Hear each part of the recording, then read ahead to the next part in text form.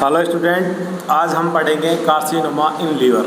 ये second year का pathology का टॉपिक है, कार्सिनोमा इन लीवर। इससे पहले हम कोलिलिथियासिस पढ़ चुके हैं इसके अंदर पैथोलॉजी के अंदर, और ये पैथोलॉजी का सेकंड टॉपिक है अपना कार्सिनोमा इन लीवर। कार्सिनोमा क्या होता है, लीवर के अंदर कैसे होता है, और इसके साइन सिम्टम्स क्या क्या होता है, मॉर्फोलॉजी क्या होती है इसकी, इंसिडेंसी क्या होती है और इटियोलॉजी क्या होती है, ये सारी चीज़ें आज हम इस लेक्चर के अंदर पढ़ेंगे। तो स्टार्ट करते हैं हम carcinoma in liver. It is also known as hepatocellular carcinoma. It is closely related to hepatitis B virus infection.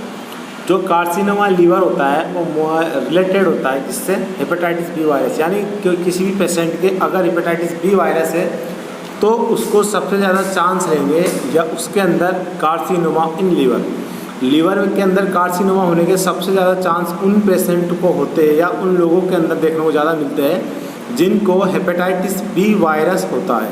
Hepatitis B virus most common cause है कार्सिनोमा इन लीवर की, जिसके कारण क्या होता है, इसके अंदर क्या होता है, हेपेटिक सेल होती है लीवर की, उनके अंदर उनकी और ग्रोथ हो जाती है और वो कार्सिनोमा का रूप ले लेती है, जिसको हम बोलते हैं कार्सिनोमा इन लीवर। इसकी इंसिडेंसी की अगर बात की जाए तो सबसे ज़्यादा कौन सी एज के अंदर ये पीक लेवल पर सबसे ज़्यादा देखने को मिलता है लीवर कार्सिनोमा, तो वो देखने को मिलेगा आपको 50 to 60 ईयर।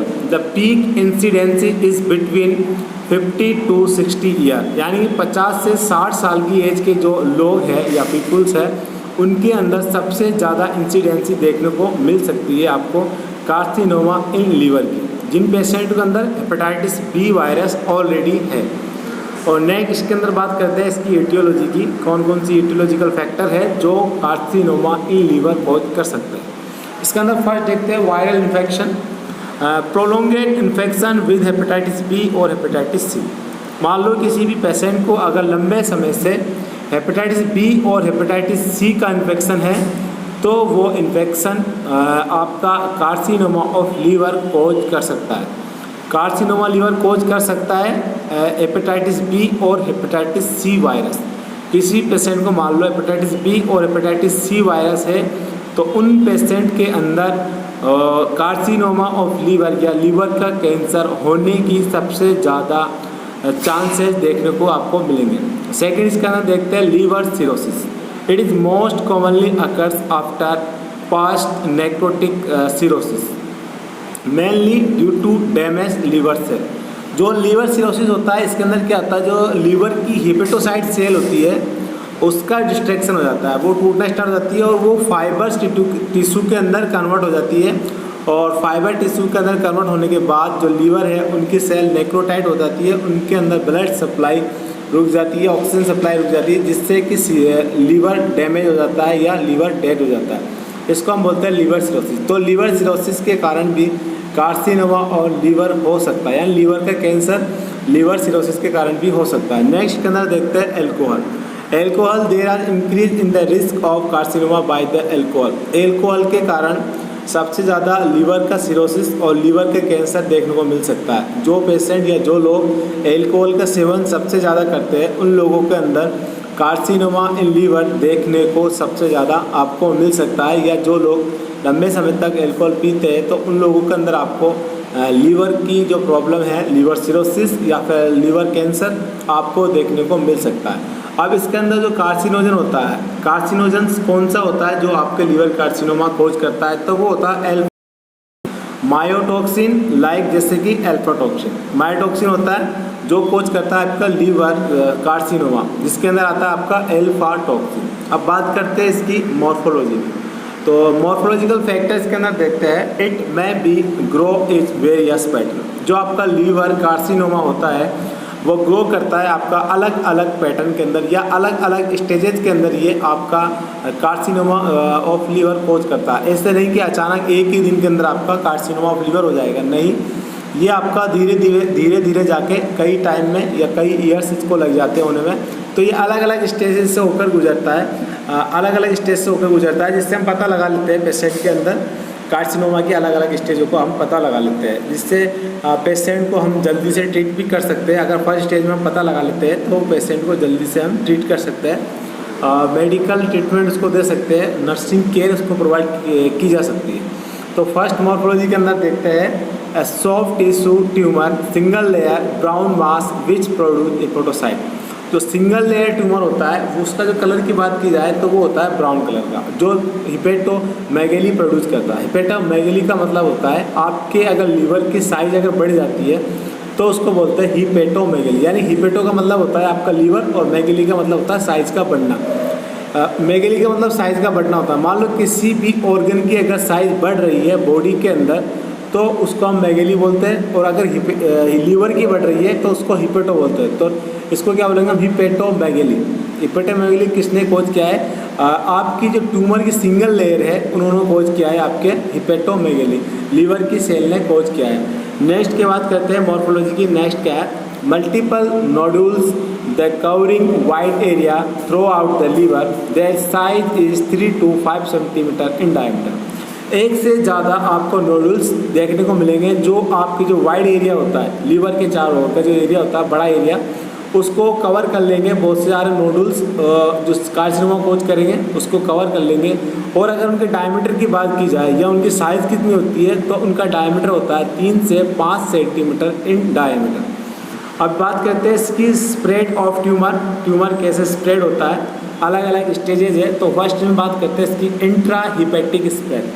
जो इंट्रा हिपेटिक होता है, जो आपका हिपेटिक डक्ट होता है या हिपेटिक वाला जो वे होता है जहाँ से मान लो पोर्टर नहीं जा रही है और वहाँ से जो आपके हिपेटिक डक्ट होता है उसका जो पूरा रास्ता होता है, अगर उसके अंदर दिक्कत है तो ये कहाँ से फैल रहा है? फिर वो आपके फैल रहा है इंट्रा हिपेटिक, यानी हिपेटिक वाला जो रास्ता है, हिपेटिक डक्ट वाला जो रास्ता है वहाँ से आपका ये स्प्रेड हो रहा है। तो there are spread by the hepatogenous route and multiple metastasis.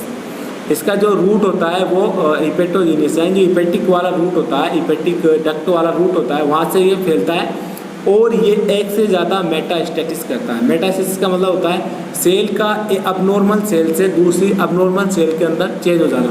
एक सेल अबनॉर्मल सेल है, वो अगर दूसरी अबनॉर्मल सेल में चेंज हो जाती है तो उसको बोलते हैं हम मेटास्टेसिस बोलते हैं उसको। तो यहाँ पर क्या है, ये रूट होता है आपका हिपेटोजीनियस रूट। हिपेटोजीनियस रूट से आपका कार्सिनोमा फैल रहा है और वो आपका एक से ज़्यादा यानी कि मल्टीपल मेटास्टेसिस कोज कर रहा है। मेटास्टेसिस क्या होता है? मेटास्टेसिस होता है एक नॉर्मल सेल का अबनॉर्मल सेल में कन्वर्ट होना, ये, और उसके बाद वो अबनॉर्मल सेल का दूसरे ऑर्गन के अंदर स्प्रेड हो जाना, फैल जाना, हो जाना, वो आपका कहलाता है मेटास्टेसिस। नेक्स्ट के अंदर देखते हैं हम एक्स्ट्रा हिपेटिक, वो था आपका इंट्रा हिपेटिक, ये था आपका एक्स्ट्रा बाहर वाला। It is spread by hepatic vessels and it may be obstruct. ये जो स्प्रेड होता है वो आपका होता है हिपेटिक वेसल, जो हिपेटिक होता है आपका हिपेटिक यानी लीवर, और लीवर की जो वेसल्स होती है उसके अंदर ये जाके जमना स्टार्ट हो जाता है या वहाँ पर जाके स्प्रेड हो जाता है, जिसके कारण क्या होता है आपकी जो वेसल्स होती है उसमें ऑब्स्ट्रक्शन आ सकता है। तो ये क्या कोज कर सकता है? ये लीवर के अंदर ऑब्स्ट्रक्टिव जॉन्डिस कोज कर सकता है। लीवर के अंदर ऑब्स्ट्रक्टिव जॉन्डिस कोज कर सकता है आपका एक्स्ट्रा हिपेटिक स्प्रेड, ठीक है। और उसके बाद देखते हैं इसकी कवरिंग। तो इसकी कवरिंग जो होती है वो होती है आपकी पोर्टल, इसकी कवरिंग नहीं, इसके कारण क्या कोज होती है? तो कोज देखते हैं तो ये अगर आपकी हिपेटिक वेसल्स के अंदर अगर ऑब्स्ट्रक्शन है तो वहाँ से जो ब्लड सप्लाई हो रही है वो रुक जाएगी, जिसके कारण क्या होगा आपकी जो पोर्टल वेन है उसका प्रेशर बढ़ जाएगा। अब पोर्टल वेन का अगर प्रेशर बढ़ गया तो उसको बोलते हैं पोर्टल हाइपरटेंशन। जैसे हमारा बीपी बढ़ जाता है उसको बोलते हैं हम हाइपरटेंशन। तो यहाँ पर जो प्रेशर बढ़ा है, ब्लड का प्रेशर बढ़ा है, तो वो कहाँ बढ़ा है? पोर्टल वेन के अंदर बढ़ा है। अब पोर्टल वेन के अंदर जो ब्लड का प्रेशर बढ़ता है तो उसको हम बोलते हैं पोर्टल हाइपरटेंशन। तो नॉर्मल पोर्टल वेन का जो प्रेशर होता है, पीवीसी जो नॉर्मल होता है, नॉर्मल पोर्टल वेन प्रेशर जो होता है वो होता है आपका 5 से 15 mm ऑफ Hg, ठीक है। नॉर्मल ये होता है आपका 5 से 15 mm ऑफ Hg। अगर ये 40 से ऊपर पहुँच जाता है तो उसको बोलते हैं पोर्टल हाइपरटेंशन। पोर्टल हाइपरटेंशन किसको बोलेंगे हम? अगर पोर्टल वेन का प्रेशर 40 mm Hg से ऊपर पहुँच जाता है उसको हम बोलते हैं पोर्टल हाइपरटेंशन। अब इसके अगर क्लिनिकल मैनिफेस्टेशन की बात की जाए तो क्या क्या आपको क्लिनिकल मैनिफेस्टेशंस के अंदर देखने को मिलेंगे, क्या क्या साइन आपको पेशेंट के अंदर देखने को मिलेंगे। जब आप पेशेंट के पास जाओगे, पेशेंट को असिस्ट करोगे तो आप पेशेंट आपको खुद आके हिस्ट्री बताएगा उसकी कि मुझे राइट अपर क्वाड्रेंट के अंदर पेन है। जैसा आपको वहाँ पर आपको कोलीलिथियासिस का पेशेंट ने आपको आगे बताया था कि राइट अपर क्वाड्रेंट के अंदर पेन है, सेम वैसा ही पेन आपको यहाँ पर देखने को मिलेगा, right upper quadrant pen.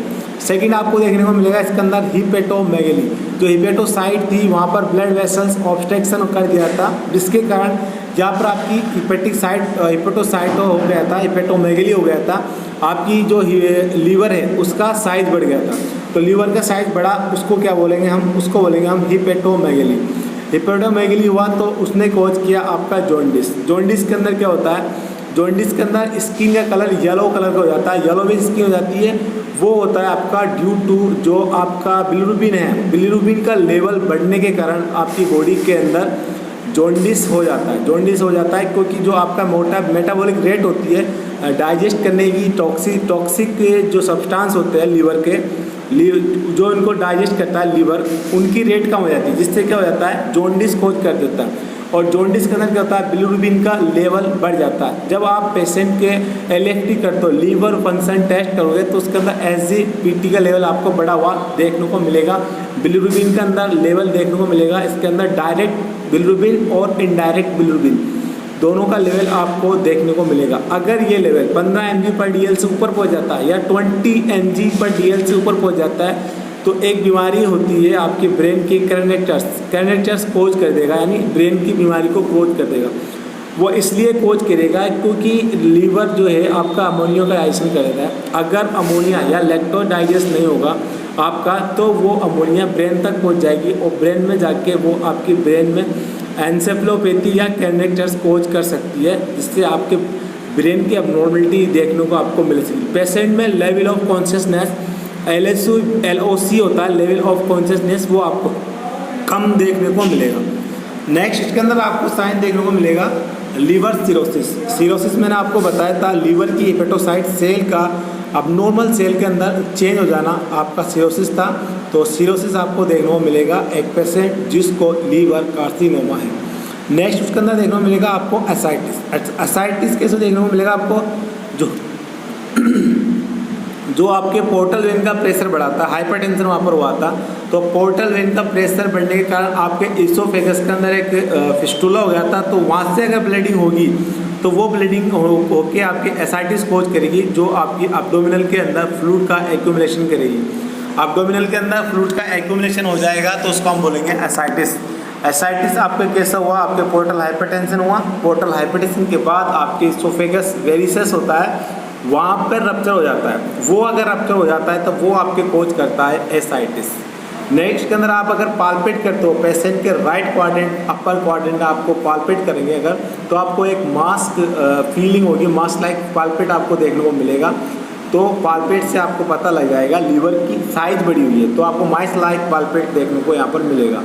Next अगर उस पेशेंट के अंदर देखते हो तो फीवर तो आपको मिलेगा ही मिलेगा, कि नॉर्मल कोई सा भी अगर पेशेंट हो, किसी भी डिजीज़ से सफ़र कर रहा हो, तो उस पेशेंट के अंदर आपको फीवर देखने को मिलेगा। यह इंडिकेटिंग सिम्टम्स होता है आपका साइड सिम्टम, जो इंडिकेट करता है कि पेशेंट के अंदर कहीं ना कहीं इन्फेक्शन है। तो आपका जो फीवर है वो इन्फेक्शन को इंडिकेट करता है, तो फीवर तो आपको पेशेंट के अंदर मिलेगा ही मिलेगा। साथ में आपको देखने को मिलेगा एडिमा। एडिमा क्यों देखने को मिलेगा, क्योंकि आपकी जो एल्बुमिन प्रोटीन है उसको भी आपके लीवर का डाइजेस्ट करने में मदद करता है। तो एल्बुमिन जो होती है वो आपके इंटरस्टिशियल स्पेस से क्या करती है, फ्लूइड को बाहर निकालती है। अब फ्लूइड बाहर आ जाएगा तो फ्लूइड बाहर आके क्या करेगा, बॉडी के अंदर एडिमा को कोज करेगा।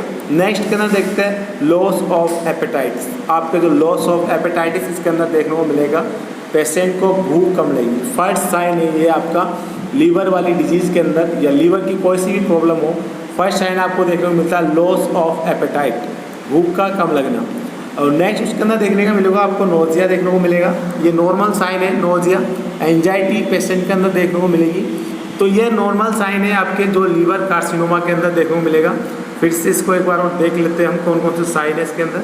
तो फर्स्ट हम देखते हैं, पेशेंट आपके पास आएगा, आके आपको बोलेगा कि हमारे राइट अपर क्वाड्रेंट के अंदर पेन हो रहा है, ठीक है।